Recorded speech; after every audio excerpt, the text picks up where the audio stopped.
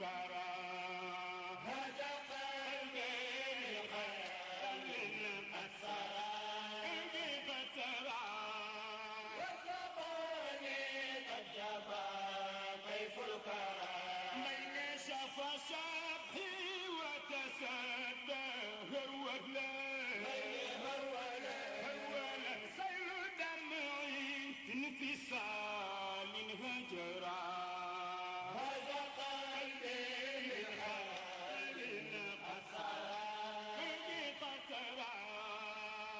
ولأجل هذا اسمحوا أيها السادة أن أصنف مسامعكم الواعية بهذه القصيدة، بهذه الأبيات الرائعة المتواضعة التي أنشأها شيخنا مولانا الفا هاشم دفين بقيع رضي الله تعالى عنه في مدح سيد الوجود. sëriñ bi nee na kullihim jooju wolof ne pecckat mën la muñ ay dënd nee na fii mu ne xëcc ngeen ko ba tàyyi nee na moom day wax dëgg yàlla ci li na waaye dafa mënatul rek waaye fa tabarakallahu ويا ذا الجمال ويا ذا المال عليك السلام فكل جبل ولا تسلمن ولا تأذلن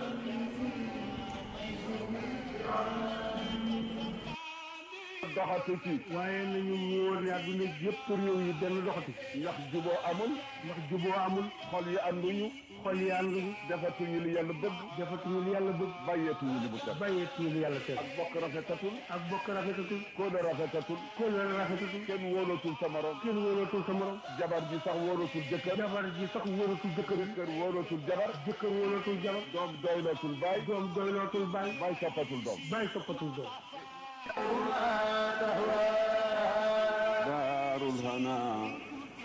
دار الهنا وكذا الغنى وكذا المنى دار الحبيب قلوبنا تهواها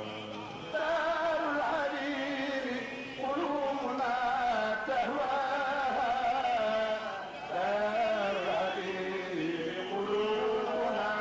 تهواها هي طيبة طابت لطيب أصولها ومدينة رب السماء سماها دار الحبيب قلوبنا تهواها